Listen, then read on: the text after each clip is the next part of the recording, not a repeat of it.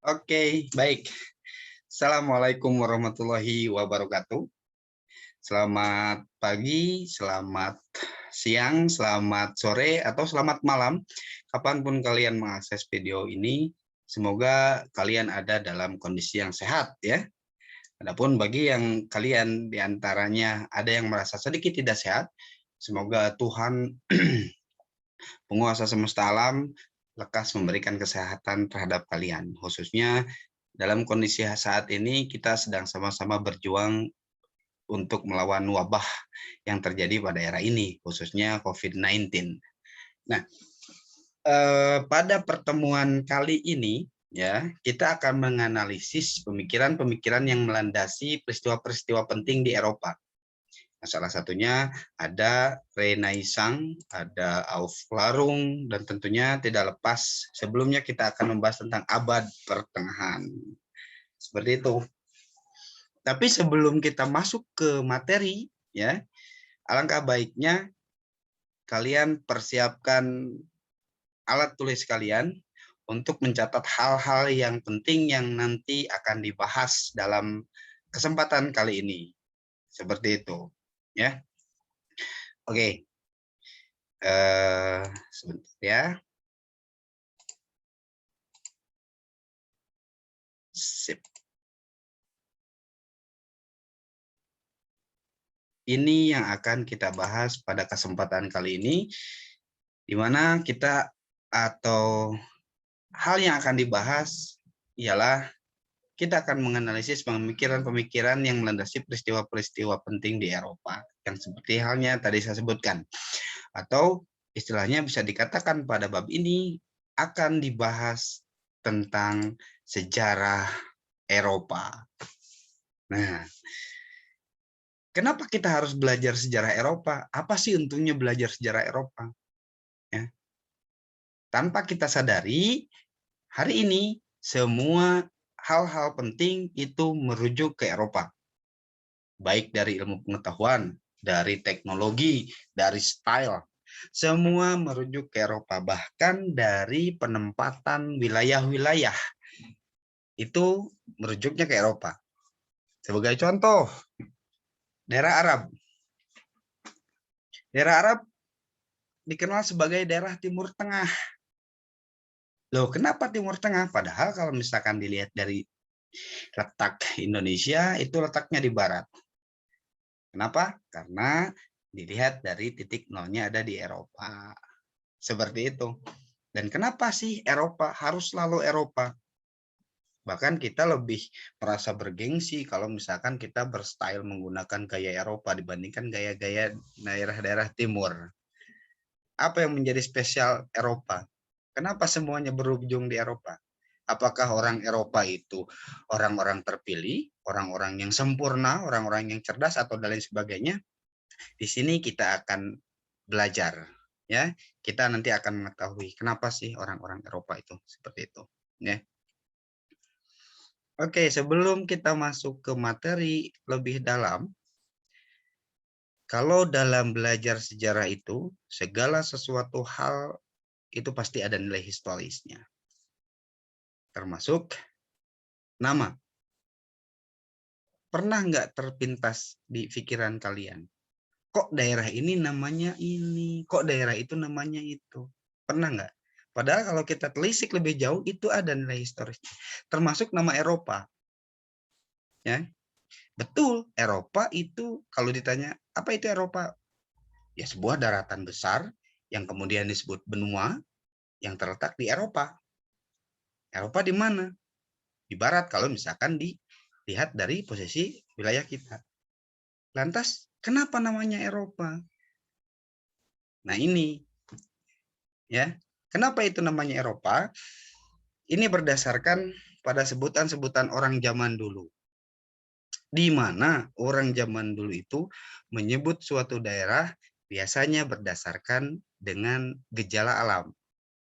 Banyak sekali artian nama Eropa menurut berbagai para ahli, tapi salah satunya menyebutkan bahwa Eropa berasal dari kata Ereb yang mempunyai arti matahari tenggelam atau gelap gulita. Eropa, yang kemudian istilah Arab atau Eropa digunakan oleh orang-orang Yunani. Ya. Jadi kenapa namanya Eropa? Karena berasal dari kata Arab yang artinya gelap atau matahari terbenam. Karena orang-orang zaman dahulu melihat matahari dari timur menuju ke barat, dan ketika matahari sampai di barat, dunia akan gelap. Seperti itu. Maka menyebut daerah barat itu adalah daerah kegelapan, di mana memakan matahari atau dan lain sebagainya. Sama seperti halnya dengan Asia. Kenapa disebut Asia? Daerah kita kenapa disebut Asia? Sama, berasal dari kata yang berarti matahari terbit.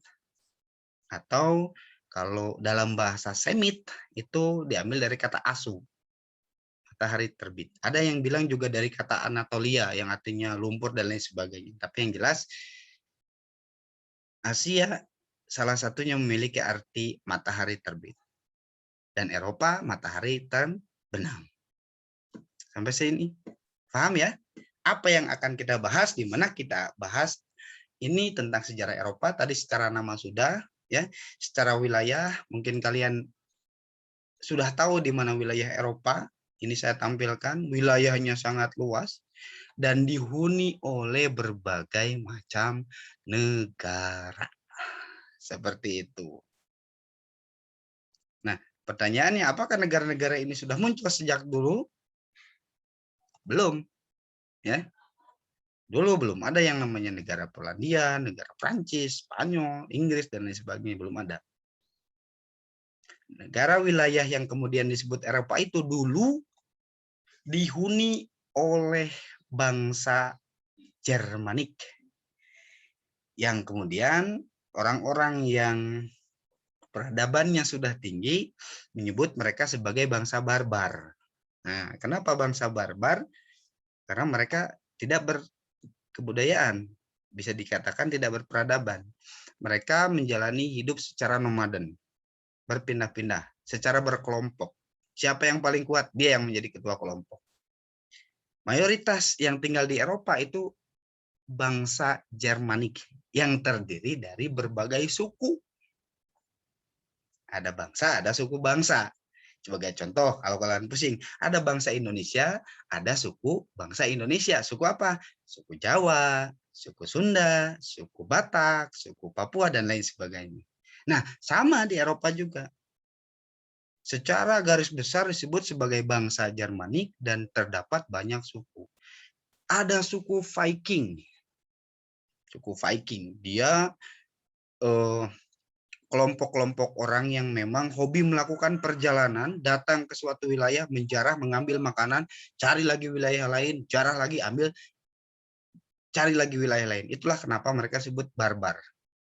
Viking hidup di laut dan tinggal di utara Eropa, di daerah Skandinavia. Selain ada suku Viking, ada suku Anglo-Saxon. Nah, ini yang keren nih, suku Anglo-Saxon.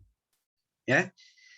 Suku Anglo-Saxon ini, mereka di antara suku-suku yang ada di Eropa, mereka merasa bahwa mereka itu adalah keturunan malaikat Anglo-Saxon. Sehingga dalam perkembangan selanjutnya mereka mencari suatu daratan yang khusus untuk dihuni oleh mereka, suku Anglo-Saxon atau keturunan malaikat. Maka mereka menempati suatu pulau di sini, ya. Disebutlah pulau itu sebagai pulau malaikat karena dihuni oleh Anglo-Saxon.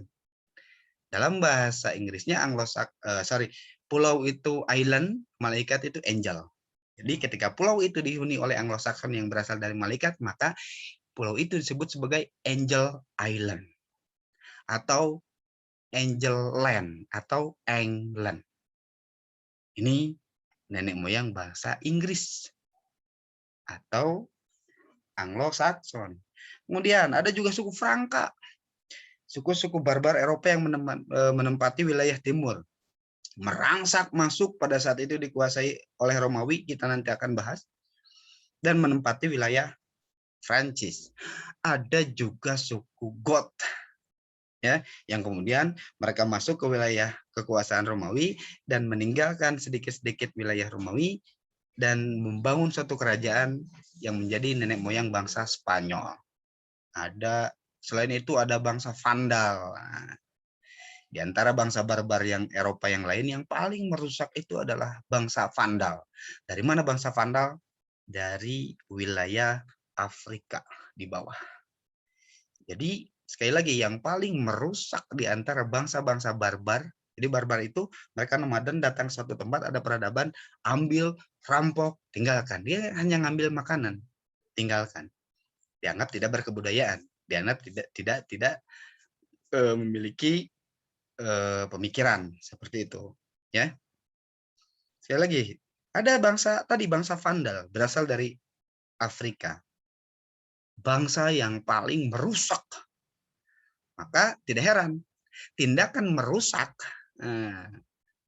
fasilitas umum disebut sebagai tindakan vandalisme. Nah, seperti itu. Tentu banyak lagi suku-suku Eropa yang ada dan tentunya sangat beragam, yang nantinya akan mewarnai sejarah Eropa, yang kemudian mereka menetap di suatu tempat dan muncullah kerajaan-kerajaan kecil dan berkembang menjadi negara-negara Eropa hari ini. Ada Rusia, berasal dari bangsa Slavia, ya. Ada Belarus sama Polandia. Di daerah sini itu bangsa Slavia, ada bangsa Jermanik dan lain sebagainya. Seperti itu. Itu gambaran umum tentang Eropa. Sampai sini paham ya? Ya. Lantas dalam mempelajari sejarah Eropa, tentu kita tidak mungkin mempelajarinya sekaligus. Untuk dapat memahami lebih detail, para sejarawan membagi sejarah Eropa dalam beberapa babak waktu. Di antaranya yang pertama, ada Eropa klasik. Ya. Eropa klasik ini khusus untuk mempelajari sejarah Eropa zaman Yunani dan Romawi yang dianggap sebagai peradaban awal mula peradaban Eropa. Seperti itu. Setelah beres zaman Yunani Romawi, kemudian masuk ke abad pertengahan. Abad pertengahan yang ditandai dengan runtuhnya Romawi Barat pada abad 15 dan diakhiri dengan runtuhnya Romawi Timur abad 15 atau tahun 1453 oleh Turki Ottoman. Sebagai cikal bakalnya muncul gerakan Renaissance. Seperti itu. Sampai sini paham ya? Selanjutnya ada juga Eropa modern. Apa yang dipelajari dalam sejarah Eropa modern? Sejarah Eropa modern itu dimulai dari peristiwa-peristiwa yang terjadi pasca Renaissance sampai dengan sekarang. Di mana nanti dalam tahapan Renaissance kita akan belajar bagaimana orang Eropa melesat, ya. Belajar, melesat, melihat sejarah dan lain sebagainya sampai hari ini menjadi bangsa yang memang populer di kita, bahkan menjadi tolak ukur dunia. Seperti itu. Paham? Nah, seperti yang saya tadi katakan bahwa kalau kita membahas secara keseluruhan itu terlalu luas. Adapun bahasan utama dalam bab ini kita akan membahas tentang abad pertengahan, ya. Abad pertengahan di Eropa. Sayangnya kita tidak bisa langsung masuk ke abad pertengahan. Kenapa? Karena materi abad pertengahan ini adalah materi yang bersyarat. Sebelum kalian mengerti abad pertengahan, kalian harus mengerti dahulu tentang sejarah Eropa klasik, khususnya Yunani, Romawi, bagaimana perkembangan Eropa ketika Yunani, kemudian Romawi, dan masuknya agama Nasrani. Kalau ketiga ini sudah kalian ketahui, maka kalian akan mudah memahami tentang abad pertengahan. Selanjutnya ada masa Renaissance, ya, atau Renaissance yang memiliki arti terlahir kembali. ya. Kita akan bahas di sini. Ketika zaman Yunani Romawi, Eropa kebudayaannya sangat tinggi. Kita tahu hukum sudah ditegakkan, demokrasi juga sudah dijalankan di Eropa, sistem kepercayaan juga sudah hebat, ya, memiliki banyak dewa. Kemudian dikuasai oleh bangsa barbar, tidak ada perkembangan sama sekali, mulai abad pertengahan atau dikenal dengan The Dark Age. Nah, setelah mereka mengalami fase yang panjang di tengah kegelapan, dalam artian kegelapan ini tidak ada perkembangan sama sekali, kemudian muncul gerakan Renaissance atau terlahir kembali. Apa yang dilahirkan? Budaya-budaya Yunani Romawi yang dulu pernah dihilangkan oleh bangsa barbar yang sempat menguasai Eropa. Selain masa Renaissance, kita juga akan belajar tentang merkantilisme, konsep merkantilisme dan bagaimana penerapannya. Kita akan bahas seiring dengan pembahasan ini. Kemudian kita juga akan belajar tentang gerakan reformasi gereja, di mana di sini kita akan mengetahui bagaimana perpisahan atau pemisahan satu agama menjadi dua. Yang sebelumnya agama Katolik, kemudian menjadi agama Protestan. Sama-sama mengakui Yesus, tapi mereka berbeda agama. Seperti itu. Kini kita akan belajar. Dan kemudian di puncak bahasan ini kita akan belajar tentang revolusi industri. Di sini kita akan belajar bagaimana teknologi maju pesat, khususnya di Inggris. Itulah kenapa kalau misalkan kita berbicara teknologi selalu memakai istilah revolusi industri. Karena awal mula muncul pesatnya teknologi ada di peristiwa revolusi industri. Oke, paham ya sampai sini ya? Sekali lagi jangan lupa siapkan catatan. Nah, kita masuk dulu ke Eropa klasik. Karena materi ini materi penghantar untuk kita mengetahui bagaimana kondisi Eropa pada abad pertengahan, maka materi Eropa klasik kita akan bahas secara cepat ya, atau hal-hal pentingnya saja yang akan kita bahas. Berbicara tentang Eropa klasik, tadi kalian sudah tahu bahwa bahasannya itu ialah peradaban Yunani dan Romawi, di mana kedua nama itu tidak asing lagi bagi kalian. Bahkan Yunani sekarang menjadi suatu negara dan sayangnya hampir bangkrut, dan Romawi menjadi salah satu kota yang besar di Eropa, tepatnya terletak di negara mana? Italia. Nah, oke. Berarti kita mulai masuk dulu ke Yunani ya. Nah, peradaban Yunani ini dipercaya mulai sekitar abad 8 sebelum Masehi sampai 529 Masehi. Cukup lama, cukup panjang. Ya, ketika kalian sudah mengetahui bagaimana majunya hebatnya peradaban Yunani, tentu mereka tidak langsung tiba-tiba hebat, tapi mereka juga melakukan sebuah proses, ya, proses dari mana mengalami menjadi suku barbar, nomaden, kemudian berpikir bagaimana caranya mendapatkan makanan tanpa harus berpindah tempat, mulai bercocok tanam dan lain sebagainya. Yang dimana orang-orang Eropa kuno dipercaya nenek moyangnya berasal dari Pulau Kreta, seperti itu. Nah, adapun berbicara tentang Yunani, kembali sejarawan membagi dalam beberapa tingkatan. Yang pertama ada zaman kegelapan Yunani kuno. Ini dipercaya terjadi tahun 1100 sampai 750 sebelum Masehi. Kenapa disebut zaman kegelapan? Karena pada saat ini ya para sejarawan tidak menemukan fakta-fakta yang mampu menjelaskan tentang bagaimana cara mereka untuk hidup secara jelas. Karena memang masih gelap, belum ada gambaran, maka disepakati sementara ini sebagai zaman kegelapan Yunani. Nah, kemudian pasca zaman kegelapan Yunani masuk zaman Arkais. Ini mulai ada sumber-sumber sejarah yang ditemukan dan dapat digali bahwa di Yunani itu pernah mengalami zaman arkais antara 750 sampai 500 sebelum Masehi. Seperti itu. Ya. Zaman arkais ini ditandai ketika para seniman membuat patung berdiri dalam pose yang kaku. Artinya di sini orang-orang Yunani ini sudah mempunyai peradaban yang sangat tinggi. Kenapa? Karena mereka sudah memikirkan membuat suatu karya seni. Dan kita tahu Yunani dikenal dengan patung-patungnya yang hebat.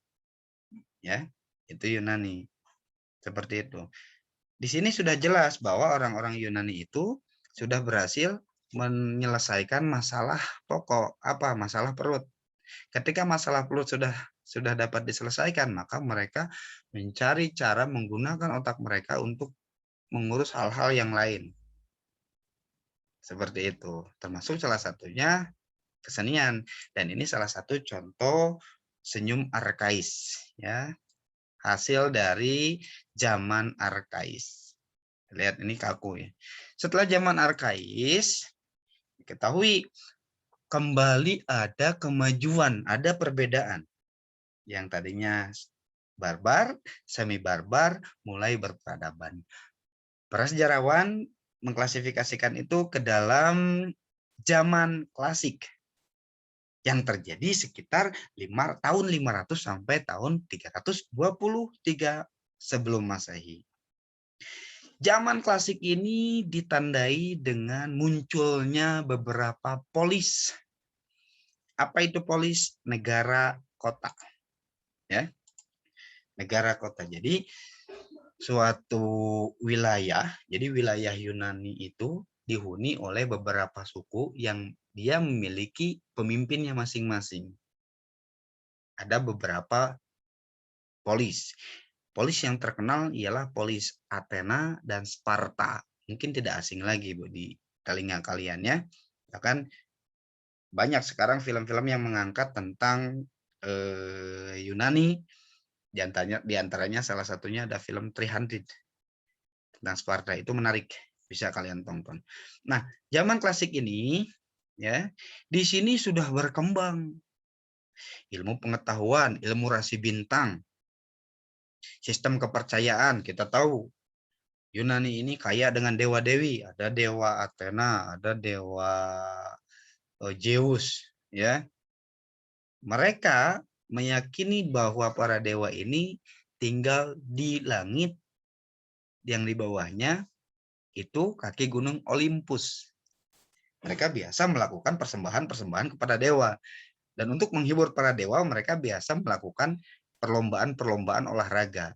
Maka hari ini perhelatan olahraga dunia dikenal sebagai Olimpiade. Nah, ini diambil dari kata Olympus, seperti itu. Ya.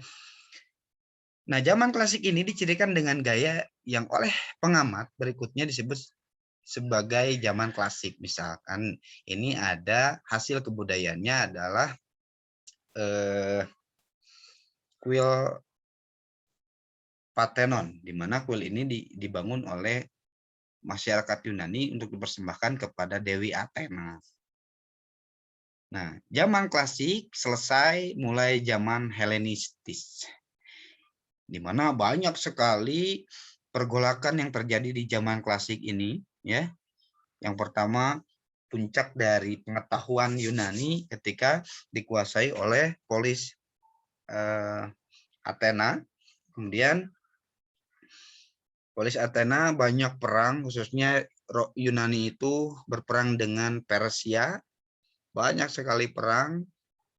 Lantas yang tadinya polis Athena dan polis Sparta, kadang mereka hidup berdampingan, tapi kadang juga mereka harus berperang karena kepentingan yang berbentur. Ketika menghadapi Persia, mereka bersatu, dapat mengalahkan Persia, maka berjayalah Yunani dengan polis-polisnya. Terjadi persaingan antara polis Athena dan polis Sparta. Yang tadinya polis Athena menguasai, dianggap sebagai pusat ilmu pengetahuan dan lain sebagainya, digantikan oleh Sparta yang militer yang kemudian terdapat serangan lagi dan dimulailah zaman Helenistis. Zaman ini dianggap sebagai puncak dari peradaban Yunani. Di sini ilmu pengetahuan, kebudayaan, semuanya berkembang pesat. Helenistis adalah penggabungan kebudayaan Yunani dengan kebudayaan Persia yang diklaim sebagai kebudayaan Yunani paling atas.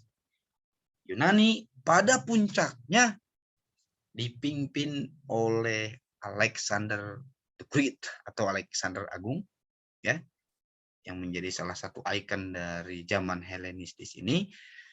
Dan periode ini berakhir dengan penaklukan Yunani oleh Romawi. Di sini mulai muncul ada kata Romawi, ya, di mana Romawi itu juga awalnya merupakan suatu polis kecil di wilayah lain, khususnya di wilayah Italia. Ya, kalau kita lihat tadi peta cukup jauh seperti itu. Ya, nah ini bukti perkembangannya sudah maju bahwa lihat ini sudah mulai ada berbagai corak ya menggunakan warna dan lain sebagainya. Ya, selanjutnya zaman Yunani Romawi. Nah, pada zaman ini kejayaan Yunani mulai runtuh. Kenapa? Karena kemunculan polis baru yang bernama Romawi mulai mendominasi. Romawi dengan pesat berubah menjadi suatu kekuatan yang sangat besar. Nanti kita akan bahas Romawi setelah ini. Ya. Dan sama-sama mereka merupakan peradaban yang tinggi di Eropa. Zaman Romawi ini adalah periode yang berlangsung sejak Romawi menaklukkan Korintos dalam pertempuran Korintos yang terjadi tahun 146 sebelum Masehi sampai didirikannya Bizantium oleh Kaisar Konstantin sebagai ibu kota Kaisar Romawi tahun 330 sebelum Masehi. Seperti itu. Nah, selanjutnya fase terakhir sebelum peradaban Yunani benar-benar runtuh, pengaruh Yunani benar-benar hilang, kemudian digantikan oleh Romawi, itu ada fase Antikuitas, di mana pada fase ini kekristenan mulai masuk dari akhir abad ke-4 Masehi sampai abad ke-6 Masehi. Biasanya disebut berakhir setelah ditutupnya Akademi Neoplatonik oleh Kaisar Justinianus tahun 529. Dengan ditutupnya ini, secara tidak langsung kebudayaan Yunani yang kemudian disadur oleh Romawi diklaim sebagai kebudayaan Romawi. Mungkin sampai sini kita bahas kilas tentang Yunani, paham ya? Oh jelas, Yunani adalah peradaban awal, termasuk peradaban awal Eropa yang tergolong dalam Eropa klasik. Di mana kita tahu Yunani dengan berbagai kepercayaannya, paganismenya, seni membuat patungnya, dasar-dasar hukumnya, bahkan demokrasi juga sempat dilaksanakan di Yunani. Itulah sebabnya kenapa kita hukum-hukum mengacu pada Yunani. Seperti itu. Dan ini kalian bisa lihat, kalau misalkan ini wilayah Eropa, ini ada Turki, Bulgaria, ya, sebagian kecil Eropa. Di sini kekuasaan Yunani bisa kalian lihat ya. Hanya sekitaran ini dan Pulau Kreta kurang lebih sekitaran sini lah. Di mana Romawi? Di Italia. Romawi adalah kebudayaan yang kemudian nantinya menggantikan kebudayaan Yunani dan berhasil menguasai hampir seluruh Eropa saking hebatnya Romawi. Seperti itu. Ya, kalau kalian misalkan lihat ini kan jauh. Loh, kenapa Romawi bisa sampai ke sini? Berarti Romawi sangat kuat. Bagaimana peradaban Romawi? Kita akan bahas juga. Karena apa? Ini menjadi sekali lagi materi penghantar untuk memahami Eropa pada abad pertengahan. Sampai sini paham ya? Jadi kita mulai masuk dulu bahas Yunani. Pasca Yunani runtuh atau ketika zaman Alexander bahkan sebelumnya, ya, banyak sekali perang-perang yang terjadi di Eropa, khususnya di Yunani pada saat itu, yang dianggap orang-orangnya sudah berperadaban, yang dianggap orang-orangnya sudah memikirkan hal-hal yang berbau hukum, ketatanegaraan, kesenian, dan lain sebagainya. Sudah tidak barbar lagi, sementara orang-orang yang hidup di luar itu disebut sebagai orang barbar. Tadi orang barbar itu datang, merampok, hancurkan, tinggalkan. Untuk apa? Cari makan. Seperti itu. Nah, kemudian muncul peradaban baru, yaitu disebut dengan peradaban Romawi. Peradaban ini diyakini muncul sekitar tahun 753 sebelum Masehi sampai 476 Masehi, ketika Romawi Barat runtuh. Di mana peradaban Romawi ini merupakan sebuah peradaban yang berdiri di kota Roma, di Jazirah Italia pada abad ke-8 pra-Masehi sampai dengan runtuhnya Kekaisaran Romawi Barat pada abad ke-5. Seperti itu. Romawi Barat nanti, loh kenapa ada Romawi Barat, Romawi Timur? Kita nanti akan ketahui bersama. Ya. Oke. Kerajaan Romawi. Nah, seperti yang tadi saya katakan di slide sebelumnya, bahwasanya ketika di sini dikuasai oleh orang-orang hebat, orang-orang yang pemikirannya sudah tinggi, diwarnai oleh peperangan, banyak sekali perang. Salah satu perangnya itu yang terkenal adalah Perang Troya. Mungkin kalian pernah dengar, bahkan ada filmnya ya tentang Troya. Nah, ada salah satu di wilayah Troya ketika diserang oleh Yunani, ya kita tidak bahas tentang Troyanya. Ada pahlawan Troya yang selamat dari gempuran Yunani. Pahlawan Troya itu kemudian berhasil menyelamatkan diri dengan anak-anaknya dan lain sebagainya dan menempati wilayah baru. Menyeberang masuk ke wilayah yang kemudian dikenal sebagai wilayah Italia. Nah, disinilah menurut mitologinya bahwa asal-usul peradaban Romawi. Kita next ya. Dalam membahas peradaban Romawi, asal-usulnya gimana? Yang pertama, Romawi ini mengalami perubahan berbagai sistem pemerintahan. Ya, nanti dari zaman kerajaan, dari zaman republik, dari zaman kekaisaran, kemudian kembali ke zaman republik. Seperti itu. Nah, pada zaman kerajaan Romawi, ini membahas pada awal-awal Romawi dibentuk. Di mana, dari mana sih Romawi? Ya, tadi saya katakan bahwa di Yunani terjadi perang Troya, ada pahlawan yang memang berhasil menyelamatkan diri, menempati suatu wilayah baru.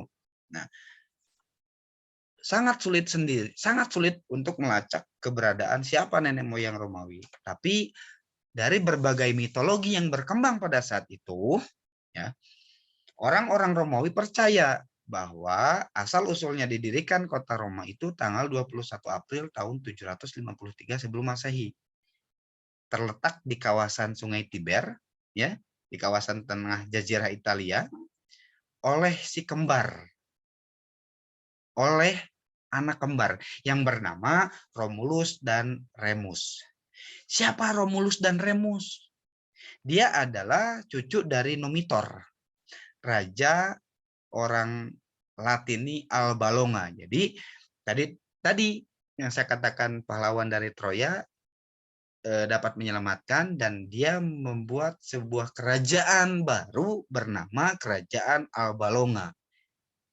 Keluar dari Troya, pahlawan hebat membuat Kerajaan Albalonga yang dipimpin oleh Numitor. Seperti itu. Ya. Numitor, nah, dia punya anak yang bernama Aeneas, yang atau dikenal keturunan dari Aeneas, pahlawan besar Troya, yang kemudian membentuk sebuah kerajaan Alba Longa, Numitor mempunyai seorang anak yang bernama Rea Silva, yang konon katanya itu adalah ibu dari si kembar, ya, ibu dari Romulus dan Remulus, seperti itu.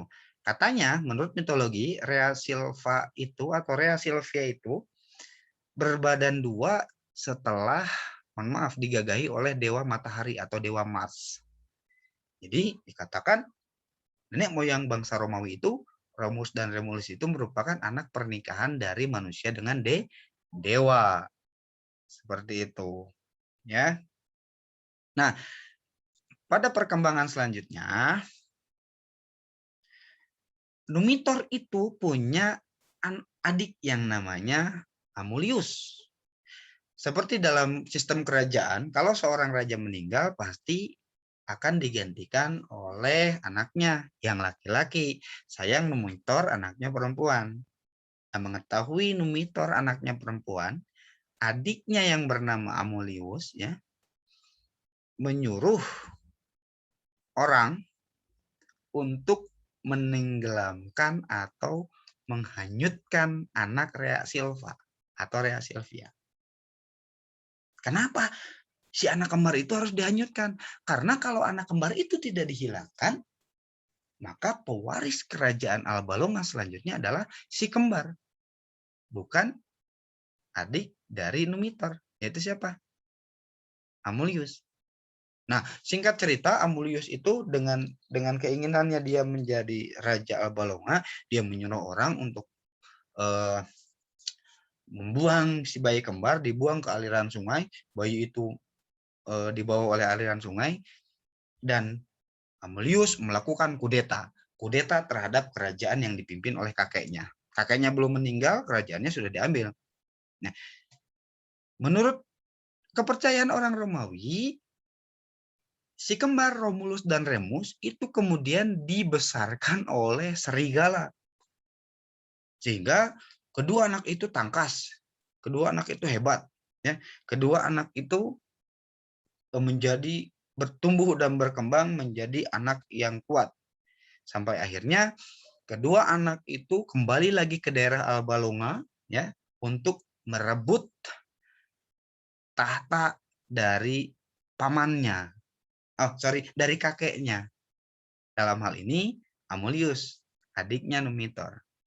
Ketika datang, kalau zaman dulu itu orang yang dipilih sebagai pemimpin itu adalah orang yang terkuat.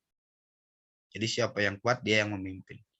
Datang ke Alba Longa, terjadi secara singkatnya pertarungan, Amulius dapat dibunuh oleh Romulus dan Remus, tahta dikembalikan ke kakeknya meninggal, sekarang rakyat Alba Longa bingung. Kenapa bingung? Karena ada dua pemimpin. Ada Romulus, ada Remus. Sedangkan yang pemimpin itu harus satu.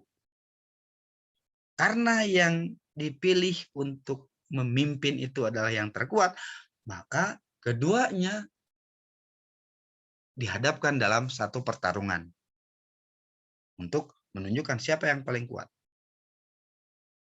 Ya. Dari pertempuran itu, Remus terbunuh dan Alba Longa dipimpin oleh Romulus. Nah, ini kalian lihat logo ini, salah satu logo sepak bola di Roma. Kalau misalkan kalian lihat, ini adalah serigala yang sedang menyusui dua anak. Siapa anak ini? Yaitu dipercaya Romulus dan Remus sebagai nenek moyang bangsa Romawi. Seperti itu, ya. Nah, lantas bagaimana Romawi yang tadinya hanya setitik di jazirah Italia, kemudian tadi disinggung sudah menyerang Yunani? Apakah memang langsung besar atau tahap demi tahap? Perkembangan kekuasaan Romawi itu dilakukan secara bertahap. Yang tadinya hanya satu wilayah titik kecil, di sekitaran Romawi dihuni oleh bangsa-bangsa yang lain. Sedikit demi sedikit Romawi yang kuat itu melakukan ekspansi ke bangsa-bangsa yang lain, dan ketika bangsa yang ditaklukkannya itu kalah, maka wilayah itu diambil menjadi wilayah Romawi. Begitu seterusnya sampai dengan akhirnya Romawi menguasai hampir seluruh daratan Eropa.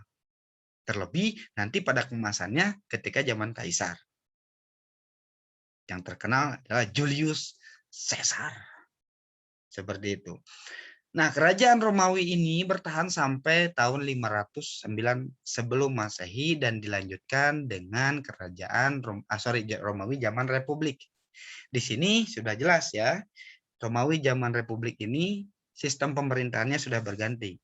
Ketika Romawi mengekspansi Yunani, orang-orang Romawi melihat kebudayaan Yunani, cara hidup mereka, cara pemerintahan mereka, dan mereka mengklaim cara mereka hidup dan diberlakukan di Romawi. Artinya kebudayaan-kebudayaan yang dihasilkan oleh Yunani kemudian diterapkan dalam pola hidup orang-orang Romawi. Seperti itu. Yang tadinya sistem kerajaan, karena banyak orang-orang yang belajar, oh zaman Yunani juga seperti ini. Maka mulailah zaman Romawi atau zaman Republik Romawi yang terjadi pada tahun 509 sampai 27 sebelum Masehi. Pasca Republik Romawi mulai masuk ke puncak Romawi, ya, di mana puncak ini, puncak kekaisaran Romawi merupakan titik puncak utama yang terjadi di tahun 27 sebelum Masehi sampai 476 Masehi. Pada saat ini Romawi sedang besar-besarnya dan mampu mengembangkan wilayah kekuasaan, mampu mengalahkan suku-suku barbar yang tinggal di pinggiran Eropa dan mengklaim dan merebut wilayah-wilayah tersebut. Puncak keemasan Romawi ini terjadi ketika Julius Caesar ya mulai mengekspansi daerah Afrika. Jadi sistemnya gini, kenapa Yunani bisa besar? Misalkan saya ini ada pemimpin di polis Romawi. Ada teman saya ya yang pemimpin wilayah B akan diserang oleh si C. Nah, si C ini kemudian menyerang si B dan si B meminta bantuan kepada Romawi. Ketika sudah saya bantu, saya berhasil mengalahkan si C dan alhasil si B ini berterima kasih dan mengakui kekuasaan saya. Begitu seterusnya tentang si perkembangan Romawi. Oke, mungkin ini ada sedikit gangguan, tapi mudah-mudahan suara saya terdengar ya. Oke, selanjutnya dalam mempelajari Romawi ini menjadi dasar kita untuk memahami abad pertengahan. Ya, di mana puncak kekuasaan Romawi akan digantikan oleh barbarisme.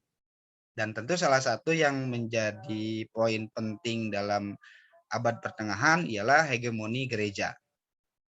Kita juga akan membahas tentang masuknya agama Kristen. Di sini kita akan membahas tentang sejarah agama Kristen, di mana kurang lebih agama Kristen itu masuk di 14 Masehi. Jadi Romawi ini muncul, berkembang, kebudayaan kepercayaannya sama seperti halnya kepercayaannya Yunani, di mana Romawi ini menganut agama paganisme, memahami atau mengakui adanya banyak para dewa, dan mereka di zaman kekaisaran menganut sistem Pontifex Maximus, artinya pengagungan terhadap para dewa. Di sini rakyat-rakyat Romawi fokusnya sebagai petani, dan biasanya orang-orang Romawi itu selalu mengadakan persembahan. Persembahan bagi siapa? Persembahan bagi para dewa dengan memberikan korban manusia untuk kesenangan para dewa. Seperti itu. Yang pada intinya rakyat Romawi sendiri tersiksa. Kenapa? Karena mereka hidupnya miskin, harus mau dijadikan tumbal untuk para dewa. Nanti mulai masuk agama Nasrani, orang-orang yang merasa dirugikan, mulai memeluk agama Nasrani. Dan ini pun sangat sulit. Agama Nasrani itu sangat sulit berkembang di Romawi. Pada awalnya mereka harus menahan pedih, ya, bahkan mereka diburu. Nah, pada perkembangan selanjutnya, setelah Romawi memeluk agama Nasrani, Romawi kemudian dibagi dua, seperti itu, ya. Nanti ini kita akan bahas di stage selanjutnya dan ini juga. Yang jelas, sampai sini paham ya bagaimana perkembangan Romawi sampai dengan puncak kekaisaran Romawi dengan kekuasaan yang luas. Dan kalian bayangkan saja, ini nanti juga akan kita bahas, ini wilayah kekuasaan Romawi. Hampir seluruh Eropa ini dikuasai oleh Romawi. Itu sebabnya Romawi menjadi satu-satunya peradaban yang memiliki wilayah yang sangat luas. Romawi, ya. Nanti Romawi akan dibagi dua. Kenapa? Karena wilayahnya yang sangat luas. Tapi sebelum kita masuk ke lebih jauh ke Romawi, ya, kita masuk dulu ke sejarah masuknya agama Nasrani ke Eropa. Sampai sini paham ya? Jadi kita sudah belajar, kita sudah tahu tentang bagaimana peradaban Romawi sedikit demi sedikit menggantikan peradaban Yunani. Ya, berarti jelas di sini Eropa itu sudah berkembang dari segi militernya sudah kuat dan lain sebagainya, sampai-sampai Eropa mampu mempunyai wilayah kekuasaan yang sangat luas, yaitu dalam peradaban Romawi. Berbicara Romawi, berbicara abad pertengahan tidak bisa lepas dari pengaruh agama Nasrani. Nanti kita akan tahu. Dan dimana kita sekarang akan belajar tentang kemunculan agama Nasrani. Kita keep dulu ya. Berarti bahasan kita tentang Romawi itu baru Romawi tadi Romawi kerajaan, Romawi republik, kemudian keemasan Romawi. Nah, kita keep dulu tentang Romawi yang nanti dibagi dua, tapi kita masuk dulu ke sejarah agama Nasrani. Seperti itu. Ini kalian sudah tahu ya, ini adalah Yesus atau Isa Al-Masih, atau dalam keberadaan Isa ini diakui juga dalam agama yang baru kemudian disebut agama Islam sebagai Nabi Isa. Seperti itu. Nah, adapun di sini kita akan mulai belajar tentang keisaan atau ajaran agama Nasrani atau sejarah agama Nasrani. Agama Nasrani atau agama Kristen ini dipimpin oleh Yesus Kristus atau Isa Al-Masih, ya, di mana jelas Yesus Kristus itu memiliki arti orang yang diurapi atau orang yang diberkahi. Yesus Kristus atau orang yang diberkahi nantinya akan menjadi penyelamat. Jadi jelas orang yang masuk ke dalam ajaran menganut ajaran Isa atau Yesus Kristus karena artinya itu yang mengurapi, yang menyelamatkan, maka dia akan selamat. Selain orang-orang Kristen, dia belum selamat. Siapa Yesus Kristus? Atau siapa Isa? Siapa Isa Al-Masih? Isa Al-Masih lahir di Bethlehem, daerah Yudea. Di mana Yudea itu di sekitaran daerah Palestina sekarang. Dan dibesarkan di kota Nazaret yang merupakan putra dari seorang perawan yang bernama Maria. Ya. Ini Yesus Kristus mempunyai arti sang penyelamat atau yang diurapi atau yang dinantikan. Nah, kenapa kok Isa dari Isa ke Yesus Kristus? Ini ada perubahan nama. Jadi perubahan nama ini sesuai dengan dianutnya ajaran ini di berbagai tempat, dan kita tahu berbagai tempat yang berbeda mempunyai pelafalan cara berbicara yang berbeda. Contoh, kalau misalkan kita di sini berbicara Isa, terdengar oleh orang Jepang mungkin berbeda, bakal Isa. Nah, begitu juga pelafalan dari Isa ke Yesus, orang-orang mengenalkannya sebagai Isa, didengar oleh wilayah lain. Siapa yang mengajarkan ini? Isa. Iswa Disampaikan lagi ke orang lain, siapa yang mengajarkan ini? Yesua. Ya, di sini mulai Yesua, dan kemudian nama itu berganti menjadi Yesus. Setelah agama yang dibawa oleh Isa dianut oleh orang Romawi. Jadi orang Romawi memberikan penghargaan kepada Isa, di mana Us adalah identitas laki-laki bagi orang Romawi. Yesus Kristus, Yesus Sang Penyelamat. Seperti itu. Nah, Yesus Kristus sendiri atau Isa Al-Masih, beliau membawa mukjizat dalam yang dituliskan dalam kitab suci Injil atau Bible, di mana di dalam Injil itu ada dua bagian. Ada perjanjian lama yang menceritakan tentang kisah-kisah para nabi terdahulu, perjanjian baru yang menceritakan tentang keistimewaan atau ajaran-ajaran yang disampaikan oleh Yesus. Sebetulnya ada 3.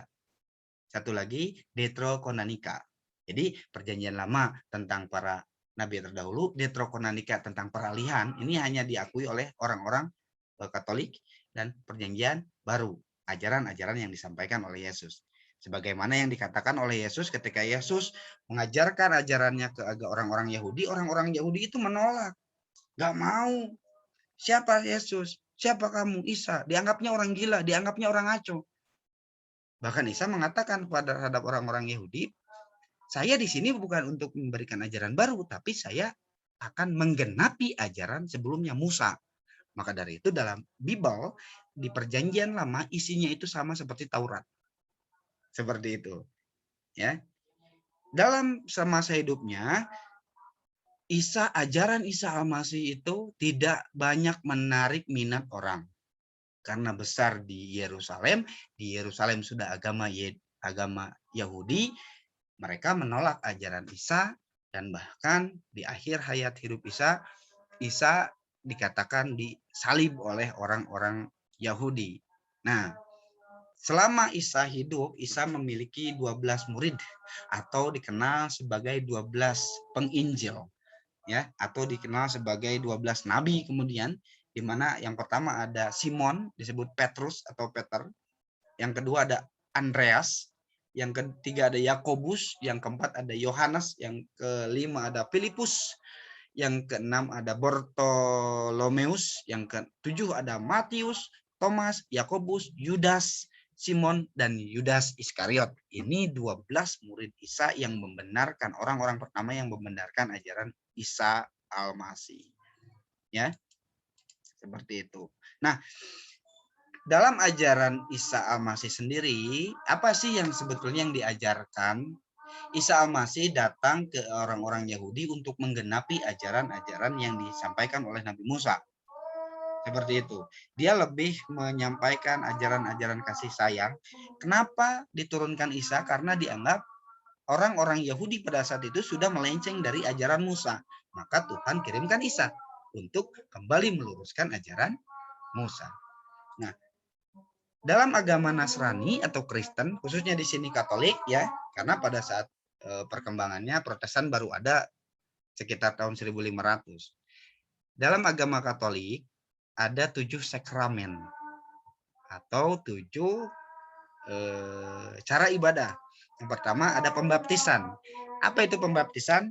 Orang yang sebelumnya di luar Katolik, kemudian dia mau masuk Katolik, itu ada upacara pembaptisan dengan diberikan air suci oleh para pastor.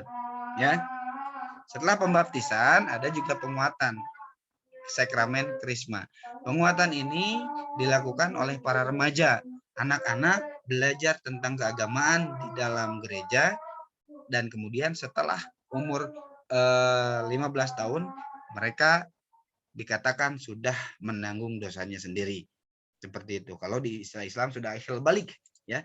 Kemudian ada ekaristi. Apa itu ekaristi? Ekaristi itu belajar atau ibadah setiap hari Minggu, memuji Tuhan dengan membacakan syair-syairnya, menguatkan keimanan umat Katolik atau umat Kristen pada saat ini.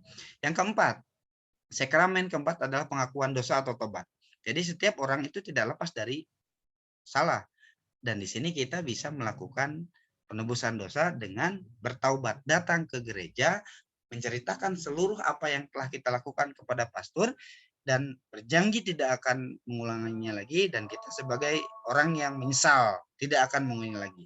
Maka diyakini dosa kita terampuni. Sama sebetulnya ya. Dalam konsep Islam juga ada tobat. Kemudian ada sakramen pernikahan, di mana sakramen pernikahan juga adalah salah satu gerakan ibadah atau ada salah satu tahapan ibadah.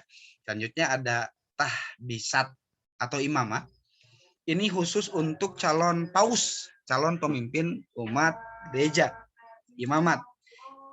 Di mana di dalam sistem kepausan itu sendiri ada paus sebagai pemimpin Kristen Katolik seluruh dunia yang tinggalnya di kota Vatikan saat ini.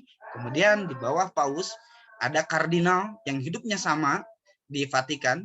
Jadi ketika paus meninggal, jabatan paus itu harus dianut seumur hidup. Paus meninggal, siapa yang menggantikannya adalah kardinal. Kardinal yang kemudian nanti akan dipilih menjadi paus baru. Kemudian di bawah kardinal ada uskup agung.